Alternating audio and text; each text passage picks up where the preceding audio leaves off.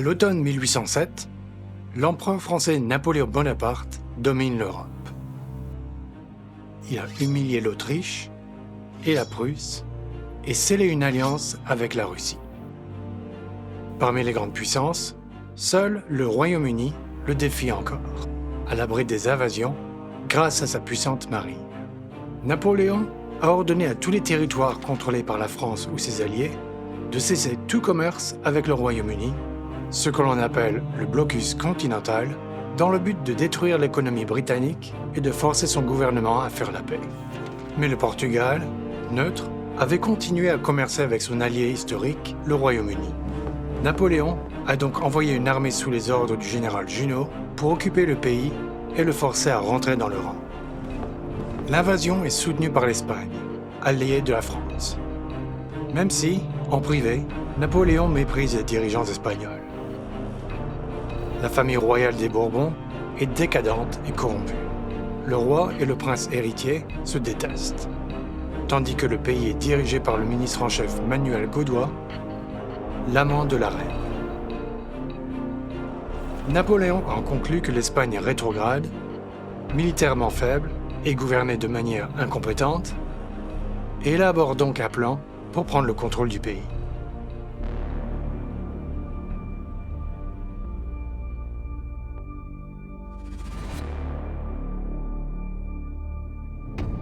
Au printemps 1808, sous le prétexte de protéger l'Espagne contre les Britanniques, les troupes françaises prennent des positions stratégiques dans le pays. Les Espagnols considèrent la présence militaire française comme la dernière d'une longue série d'humiliations et en tiennent le Premier ministre Manuel Godoy pour responsable. Des émeutes éclatent au palais d'Aranjuez et Godoy manque d'être lynché. Napoléon invite la famille royale espagnole et Godoy à se réfugier dans la ville française de Bayonne et envoie le maréchal Murat et 50 000 soldats pour établir l'ordre à Madrid.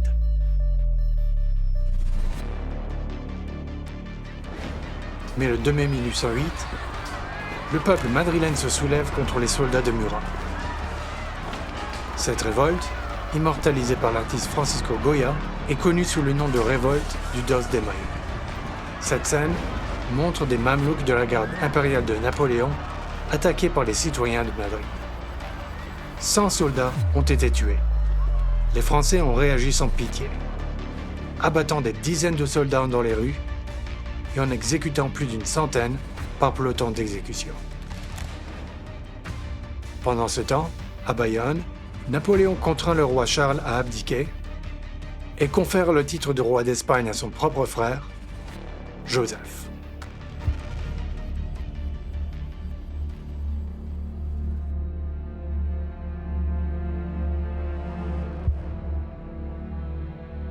Cet été-là, alors que Napoléon impose à l'Espagne une nouvelle constitution modernisatrice et que son frère Joseph entre à Madrid en tant que nouveau roi, les Espagnols réagissent avec fureur.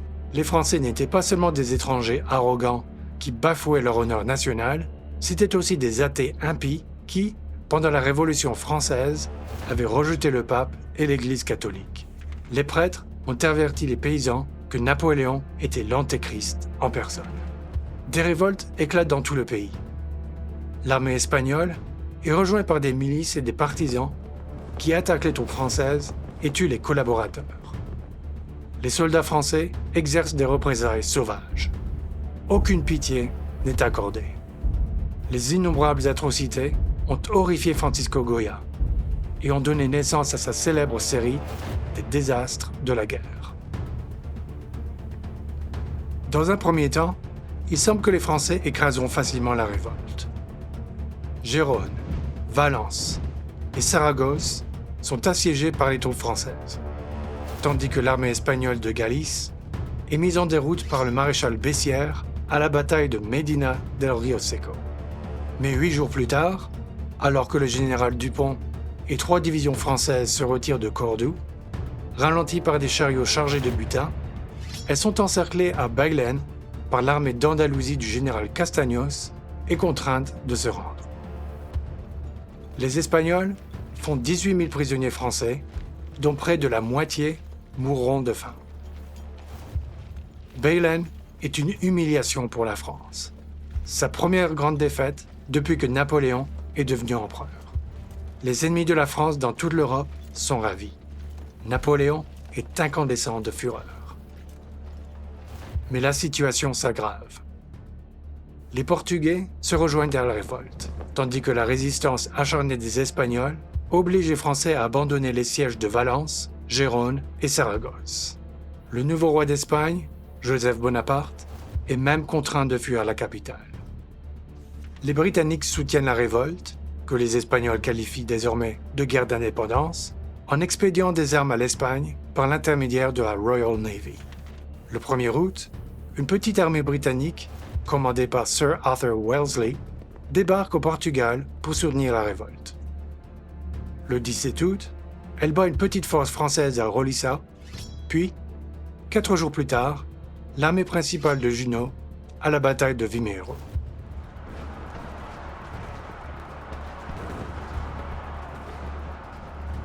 Mais le nouveau supérieur de Wellesley, Sir Hugh Dalrymple, accepte alors de rapatrier Junot et son armée en France avec toutes leurs armes et leurs butins en utilisant des navires britanniques. Au Royaume-Uni, ces conditions généreuses furent considérées comme une honte et un scandale. Une enquête ultérieure disculpa Wellesley, le futur duc de Wellington, mais Dalrymple n'exercera plus jamais de commandement.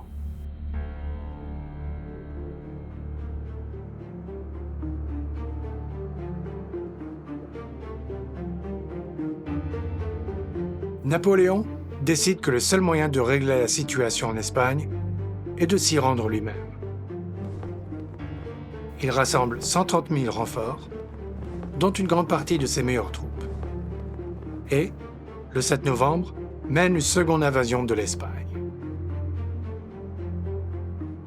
La plupart des troupes espagnoles sont inexpérimentées, souvent mal équipées et mal commandées, et leurs armées n'ont pas de stratégie cohérente.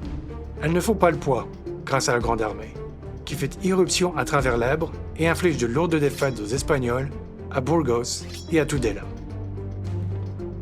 À Tudela, le 3e corps du maréchal Lannes venge la défaite de Belen en écrasant l'armée du général Castaños et en la faisant fuir dans 2 directions. Napoléon avance rapidement. Au nord de Madrid, 8000 Espagnols tiennent le col de Somosierra. Napoléon, impatient de percer vers la capitale, ordonne à la cavalerie légère polonaise de la garde, dans une attaque d'une bravoure presque suicidaire, il charge de front les canons espagnols et permet aux Français de prendre le col.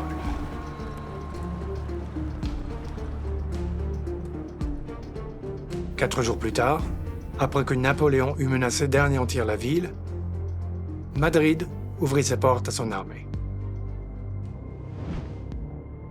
Ignorant le désastre qui engloutit les forces espagnoles, une armée britannique forte de 20 000 hommes, commandée par Sir John Moore, vient d'arriver à Salamanque après une marche de 480 km depuis Lisbonne, tandis qu'une autre force plus petite est en route depuis la Corogne. L'armée britannique est inexpérimentée, mais contrairement à la plupart des forces espagnoles, elle est bien entraînée, organisée et dirigée. Lorsque Moore apprend l'effondrement de l'Espagne, il prévoit néanmoins de détourner les forces françaises en attaquant le 2e corps isolé du maréchal Soult et en menaçant les communications de Napoléon avec Burgos et la France. À Saragoune, le 21 décembre, les 15e hussards britanniques avancent pendant la nuit dans le gel hivernal et attaquent à l'aube une brigade de cavalerie française qu'ils mettent en déroute en une seule charge. Mais alors que Moore prépare une attaque en règle contre le corps de Soult, il apprend que Napoléon avance rapidement vers lui avec son armée principale depuis Madrid.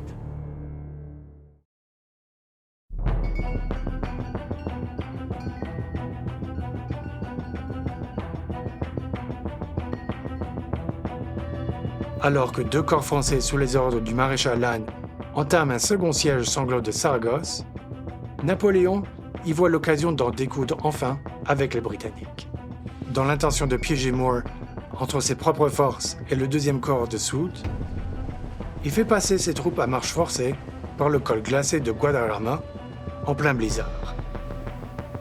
Moore, confronté à un rapport de force de plus de 2 contre 1, ordonne immédiatement la retraite, prévoyant de marcher 400 km jusqu'à la côte, où son armée pourrait être évacuée par la Royal Navy. Pour les deux camps, la course vers la mer est un parcours épuisant à travers la montagne, la boue et le froid glacial.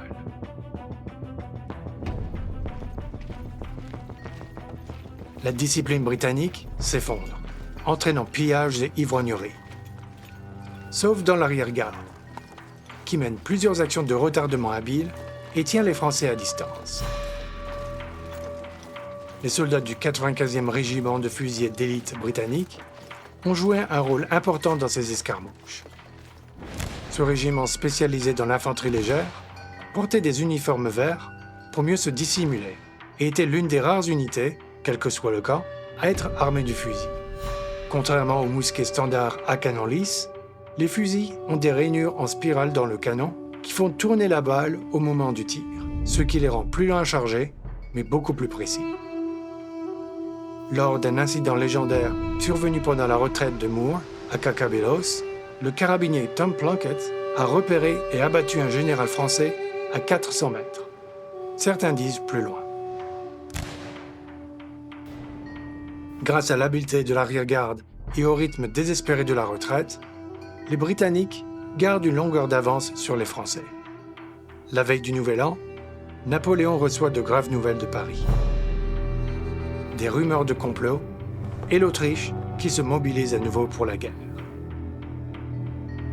L'empereur part immédiatement pour la France, emmenant avec lui une grande partie de ses meilleures troupes, et confie au maréchal Soult et au 2e corps d'armée le soin d'achever les Britanniques. La poursuite continue, mais le 11 janvier 1809, l'armée en lambeaux de Moore atteint la Couronne. Pour l'armée épuisée de Sir John Moore, le port espagnol est synonyme de ravitaillement, de repos et de perspectives de sauvetage. Mais peu de navires étaient là pour les accueillir ce jour-là. Heureusement, les Britanniques avaient pu faire sauter les ponts derrière eux pour retarder l'avancée du maréchal Soult. Et 3 jours plus tard, le 14 janvier, les transports navals arrivèrent, permettant à Moore de commencer à embarquer sa cavalerie et son artillerie. Mais dès le lendemain, l'armée de Soult apparaît sur les collines au sud de la Corogne, prenant position sur les hauteurs de Peñasquedo, où elle installe sa principale batterie de canons. La moitié de l'armée de Moore se déploie en ligne défensive à 3 km au sud de la ville, avec 2 divisions retrait pour protéger son flanc droit. Les 2 armées comptent environ 16 000 hommes. Les Français disposent de 4 régiments de dragons, tandis que la cavalerie britannique est déjà à bord des navires. Mais le terrain accidenté, composé de murs, de haies et d'oliviers, ne se prête guère à la cavalerie. Le plan de Soult consiste à attaquer le flanc droit des Britanniques et à piéger l'armée de Moore contre la mer. Vers 14 h, l'artillerie française ouvre le feu. La division d'infanterie de Mermet avance alors, soutenue par les dragons de Lahoussaye sur la gauche. Moore ne savait pas si Soult allait attaquer et venait d'ordonner à la division Paget de commencer l'embarquement. Il s'empresse d'annuler cet ordre, ordonnant à Paget de faire monter ses hommes pour renforcer son flanc ouvert et à la division de Fraser de prendre position sur les hauteurs de Santa Margarita. Les Français avancent à travers les haies et les murs, sous les tirs nourris des tirailleurs des 2 camps. Les Britanniques contre-attaquent alors. Le 42e régiment Highlanders et le 50e régiment Foot foncent sur le village d'Elvinia et en chassent les Français. Mais dans les combats confus, ils sont à leur tour rapidement repoussés vers leur propre ligne. Sir John Moore était près de la ligne de front, observant l'évolution de la situation et encourageant les officiers et les armes. Mais alors qu'il ordonne à la brigade de la garde de renforcer la ligne, il est touché à l'épaule par un boulet de canon. Il reste conscient, mais il était évident que sa blessure était mortelle, et il fut ramené en ville. Soult envoie en avant la division Merle pour soutenir l'attaque sur Elvinia. Le général écossais Sir John Hope avait pris le commandement de l'armée britannique à la place de Moore, mourant, et il ordonna l'envoi de 2 bataillons d'infanterie pour faire face à l'attaque française. La division Paget, menée par les tirailleurs de la 95e brigade fusillée, arrive alors pour renforcer le flanc droit britannique. Le terrain est si mauvais pour les chevaux que les dragons français choisissent de descendre de cheval et de combattre à pied, mais ils y sont lentement repoussés par les Britanniques. L'avance de Paget menace le flanc de l'attaque de Mermet sur Elvinia, qui est lui aussi contraint de se retirer, tandis qu'une attaque sur la droite, par l'infanterie de Delaborde, prend pied dans le village de Piedra-la-Longa, mais s'enlise dans de violentes escarmouches. Vers 18h, le crépuscule tombe, et les tirs s'éteignent sur le champ de bataille. La nouvelle que la ligne britannique avait tenue est parvenue à Moore peu avant sa mort à la Corogne, vers 20h. Cette nuit-là, les Britanniques allument des feux de camp et postent des sentinelles, puis se retirent silencieusement vers la Corogne pour commencer l'embarquement. Le lendemain matin, les Français trouvent les positions ennemies abandonnées. Mais ils tardent à prendre l'avantage. Ce n'est qu'à midi qu'ils parviennent à faire monter 6 canons et à les mettre en position pour surplomber la baie de Corogne. Les Britanniques ont presque terminé leur évacuation lorsque les canons français ouvrent le feu. Lors d'un départ précipité, quelques transports britanniques s'échouent et 2 sont incendiés. Mais dans l'ensemble, les pertes sont légères. Une petite garnison espagnole tient la Corogne, attendant que la flotte britannique ait pris la mer avant de se rendre.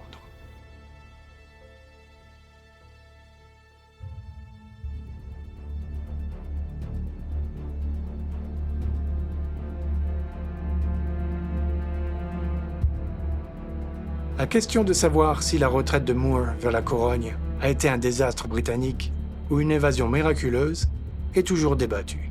A-t-il abandonné l'Espagne au moment où elle en avait le plus besoin, ou a-t-il attiré la principale force de Napoléon, permettant ainsi à d'autres de gagner du temps? Quoi qu'il en soit, la seule armée britannique a été sauvée et reviendra se battre un autre jour. Napoléon, quant à lui, est désormais confronté à la perspective d'une longue guerre dans la péninsule ibérique et d'un nouveau conflit avec l'Autriche. Une guerre sur 2 fronts qui mettra son empire à rude épreuve comme il ne l'a jamais fait auparavant. Napoléon a commis une erreur en Espagne, mais il faudra attendre des années avant que l'ampleur de son erreur ne soit évidente. C'est alors qu'il dira « J'embarquais fort mal toute cette affaire, je le confesse. L'immoralité dut se montrer par trop patente, l'injustice par trop cynique, et le tout demeure fort vilain. » Merci à la chaîne YouTube History March pour le plan de bataille et les séquences d'animation, ainsi qu'à la 95th Rifles Reenactment Society pour l'utilisation de leurs photos.